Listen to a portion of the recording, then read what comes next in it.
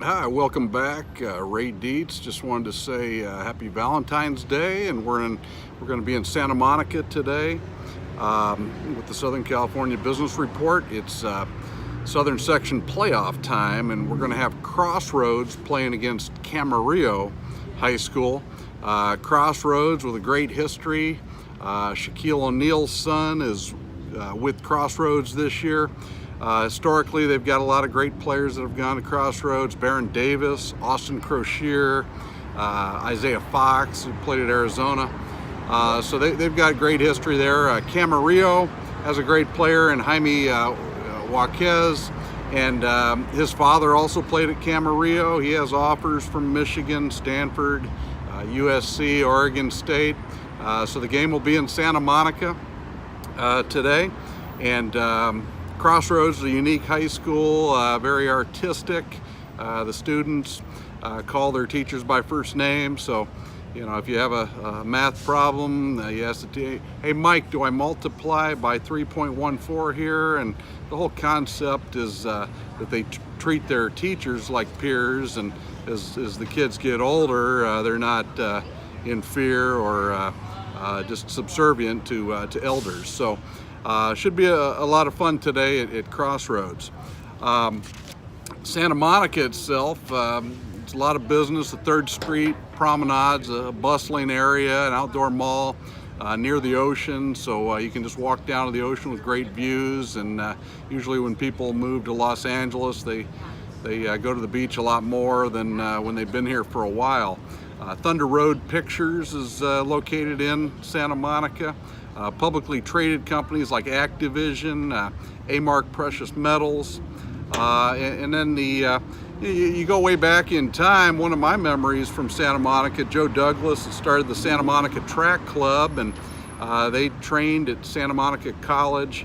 Carl Lewis and some other track athletes from the University of Houston came and joined the Santa Monica Track Club, and they've got a lot of Olympic medals and gold medals to their credit.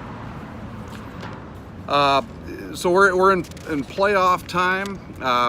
You have the Open Division, which historically the last few years we've had 16 teams. This year they've cut it down to 8. And so Oak Park was left out. They have 2 very good players, Riley Batten, who's going to Utah, and Wes Schledgert, who's committed to Dartmouth. His younger brother's a very good player as well. He's only a sophomore. But the 8 teams that are selected for the Open Division, they get an advantage in the state playoff as well. But the southern section is different from the city section. And the city section, the top 2 teams this year are Westchester and Fairfax.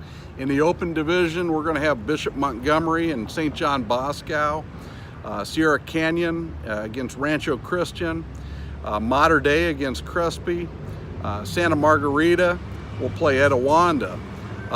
In my opinion, I think Sierra Canyon has the most talent. They haven't been together for years. A lot of them came in this year. They're the 5th seed. Bishop Montgomery is a very well-coached, disciplined team. David Singleton, who will be going to UCLA, plays for Bishop Montgomery. And so it's enjoyable to watch their team. They won last year the southern section, and like I said, they're very well coached. Throughout the year, I run into a lot of parents and grandparents who ask a lot of questions about coaching and this type of thing. And one of the better memories from this year was Kihei Clark from Taft High School. His grandfather made sure I knew how to pronounce his grandson's name, and I said, boy, he's really got command out there, a lot of poise on the floor, and he said, yeah, he's got things together. And but a lot of the parents will ask me about coaches or coaching techniques and that kind of thing. And the best teams are going to have coaches that are on their players, that are yelling at their players and creating that discipline. John Wooden was always on top of players, constantly yapping and drills and practice. That said, I think through the years, I've seen just about everything with coaching, and certainly this year I saw good and bad. I saw one case where, and sometimes it's effective, but I don't always agree with it. One coach calls a timeout.